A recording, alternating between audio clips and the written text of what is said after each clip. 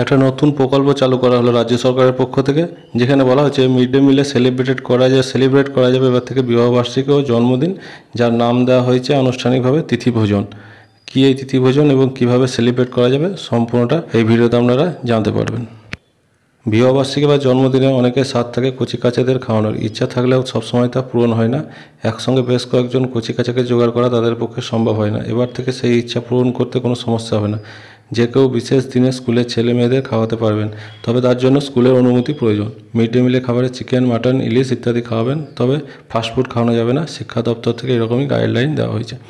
জেলা education officer Vaishali Chakraborty বলেছেন, এই কর্মসূচির নাম দেওয়া হয়েছে তিথিভোজন, অর্থাৎ যে কেউ তাদের জীবনের বিশেষ তিথিতে কচিকাচাদের খাওয়াতে পারেন। স্কুল কর্তৃপক্ষের সঙ্গে আলোচনা করে তারা খাওয়াবেন। মেনুতে স্বাস্থ্যকর খাবার তাদেরকে দেওয়া হবে, কিন্তু ফাস্টফুড জাতীয় খাবার তাদের পাতে দেওয়া যাবে না। পূর্ব বর্ধমান জেলার পরিষদের সভাপতি শ্যামা প্রসন্ন লোহার বলেছেন, তিথিভোজন কর্মসূচি সফল করতে অনেকেই এগিয়ে আসবেন বলে তারা আশাবাদী এবং প্রতিটি জেলায় মিড ডে মিল চালু রয়েছে। কোনো সমস্যা থাকলে দ্রুত পদক্ষেপ নেওয়া হবে। এছাড়া এক আধিকারিকের বক্তব্য অনুসারে মিড ডে মিলে বরাদ্দ খুব কম, তাই পুষ্টিকর খাবার সবসময় দেওয়া হয় না। কেউ মিড ডে মিলে বিশেষ খাবার অবশ্যই দিতে পারেন। এর পাশাপাশি পুষ্টিকর খাবার দেওয়ার জন্য স্কুলগুলিকে পুষ্টি বাগান তৈরিতেও জোর দিতে বলা হয়েছে। প্রায় প্রতিটি স্কুলে ফাঁকা জায়গা রয়েছে, সেখানে বিভিন্ন ধরনের শাকসবজি চাষ করা যেতে পারে। অনেক স্কুল তা করছে। কয়েকটি স্কুলের উদ্যোগ প্রশংসনীয়। কিছু স্কুল শাকসবজি ছাড়া বিভিন্ন ধরনের ফলের গাছ লাগিয়েছে।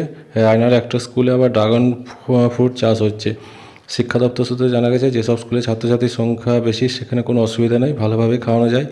কিন্তু যেখানে প্রাথমিক স্কুলে পড়ুয়ার সংখ্যা কম রয়েছে সেসব স্কুলে মিড ডে মিল চালাতে গিয়ে সমস্যায় পড়তে হচ্ছে। বিশেষ দিনে কেউ যদি খাবারের আয়োজন করে তাতে পড়ুয়া উপকৃত হবে। পূর্ব বর্ধমান জেলা পরিষদের শিক্ষা দপ্তরের কর্মাধ্যক্ষ শান্তনু কোনার বলেন, আগে জেলার অনেকে পড়ুয়া অপুষ্টিতে ভুগত, এখন সেই সমস্যাটা কমে গেছে। জেলার বাসিন্দারা এগিয়ে এলে আরও কমে যাবে। তিথিভোজনে অনেকেই অংশগ্রহণ করবে বলে তারা আশাবাদী। মিড ডে মিলের পাতে বিভিন্ন ধরনের খাবার দেওয়া হলে পড়ুয়ারা খুশি হবে। প্রতিটি সরকার পোষিত স্কুলেই মিড ডে মিল চালু রয়েছে। নির্দিষ্ট রুটিন মেনে খাবার দেওয়া হয়। মাঝে একটু অন্যরকম খাবার দেওয়া হলে তাতে তাদের স্বাদ বদল হবে। প্রত্যন্ত গ্রামের স্কুলগুলিতে এই ধরনের উদ্যোগ বেশি নেওয়া প্রয়োজন।